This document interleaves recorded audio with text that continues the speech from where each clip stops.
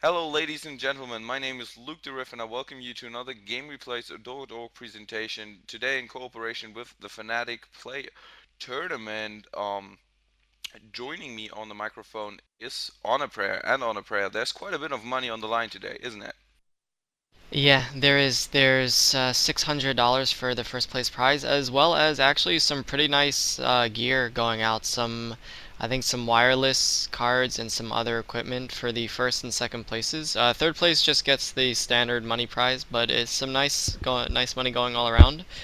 Since Fnatic MSI is actually hosting the tournament, if MSI should win the tournament, they don't actually collect any prize money, so the second placing team will get the first place prize. So it's actually pretty nice what they've done.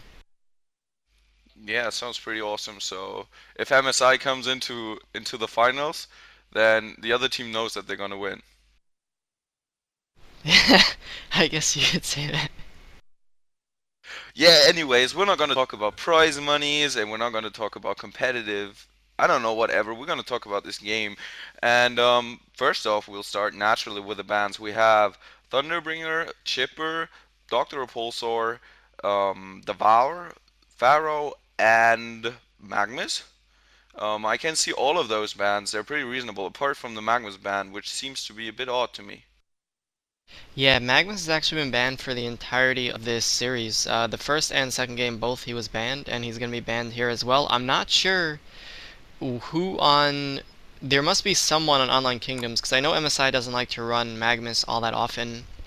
I'd have to double check, but there must be someone on Online Kingdom's team.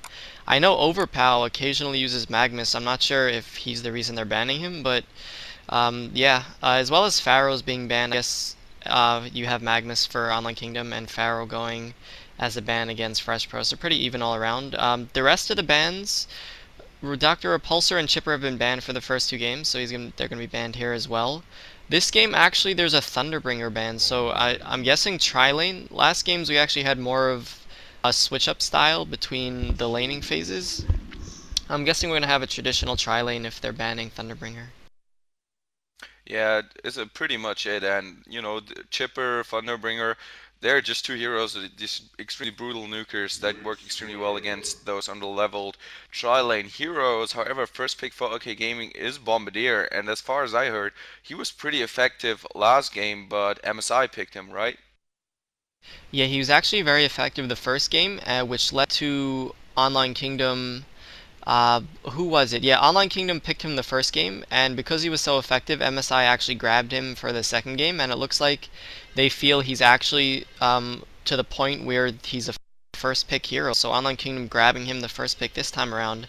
I think for the first two games, Online Kingdom on Black had the Soul Stealer, and it looks like MSI have grabbed him. So it's going to be interesting. Yeah, we have a Pebbles pick coming out. He was actually banned last game. He's going to be picked up this game. He was played the first game by Ake, so I'm wondering if he's going to play him once again.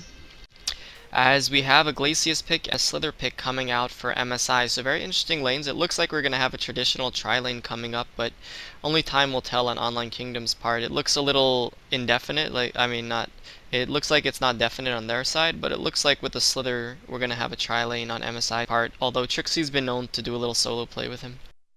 Yeah, I think they're gonna solo him, especially considering that they have Glacius and Witch Slayer, which I consider to be more effective in the trial lane, and so there it just works really extremely well in the solo lane. But you mentioning that OK Gaming's lanes are not, defined, that we don't know what is coming is, and I agree totally with that because we see three potential solo heroes, Bombardier who can really put, good use to the levels, as well as Pebbles, as well as Hellbringer.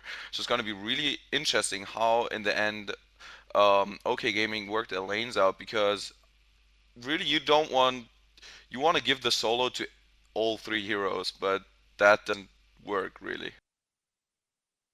Yeah, if you had to say which one you wanted most definitely, you would say Pebbles for sure and Bombardier second. Hellbringer is one of those heroes that it's you want his levels, but I think between the others you want they can put their levels to more effective use. Bombardier's ultimate does far more damage than Hellbringer's.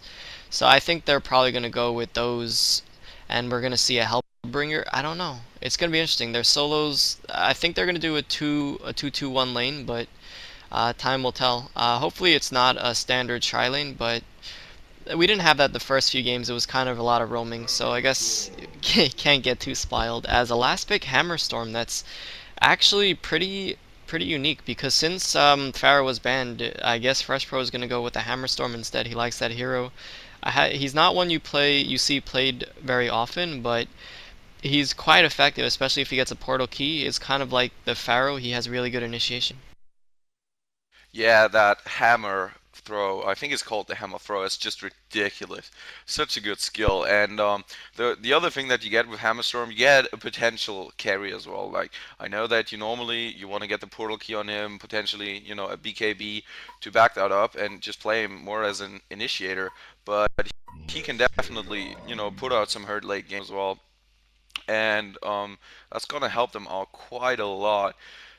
The other thing I wanted to mention, okay's part is that they're really versatile because we all know Hellbringer is not like top-notch tri-lane hero, but he can, if the other team decides to switch it up for a 2-2-1, you can really easily adjust to that. So I think that he can pretty well work out, but if he doesn't get the levels, he's just not gonna be as effective as other tri-lane heroes.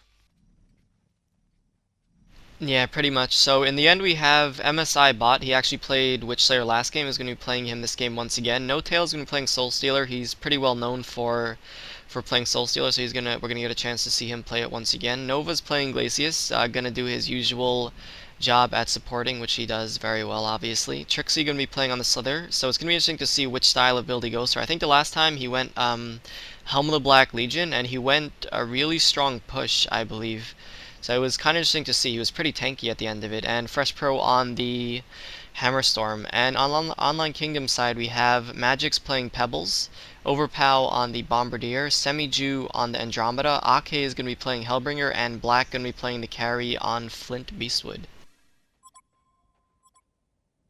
Yeah, it's pretty interesting that Black's gonna play Flint Beastwood and that Magic's gonna play the Pebbles, because normally they do it the other way around. Magic's plays more of the range carry hero, and then and then you have Black as Pebbles. But I suppose they're both really capable of doing the job, so I think that works out pretty well for them. Yeah, Magix is, I've seen him play along the entire spectrum of roles. He's played support, he's played ganker, and he's played carry. He plays them all extremely well. So it's kind of nice to see him playing Pebbles. I'm sure he'll do a very nice job. Black, actually, for the last 2 games, has been playing Soul Stealer, so I guess Flint is kind of along the same lines in terms of their roles. The similar range carry, similar items. And they both are pretty capable farmers, too. As let's see the lanes, we actually have Pebbles and Bombardier going mid, so like we thought, they're not gonna go a standard tri-lane, they're gonna go the 2-2-1 lane, and on the MSI side we actually have what we expected, which is gonna be a tri-lane. It's actually pretty nice. MSI is known, they like to have their melee hero, like a really nice melee stunner in their tri-lane. When they do, like, it's kind of similar to a Panda that you have. I mean, it's not the same, but a similar style, I guess you could say. And we're gonna have Trixie as a Slither soloing bottom. Yeah, it's going to be pretty interesting. What do you think about the mid lane though for the Hellborn side, especially now that the Legion are adjusting to it? And I personally feel that the lane in between Glacius and Soulstealer is actually much stronger than a Bombardier Pebbles lane, just simply because Glacius doesn't get held back from not getting the farm, and Bombardier and Pebbles really both want a fair share of farm. Actually, it's funny you should say that. I've been having this discussion with a few people. Bombardier is one of the best early game harassers. I mean, literally one of the best. His first ability, I forgot the exact amount of damage it does, but if it ticks for the maximum damage, it does an incredible amount of damage even at level 1. About 400 and then he gets at level 4. Yeah.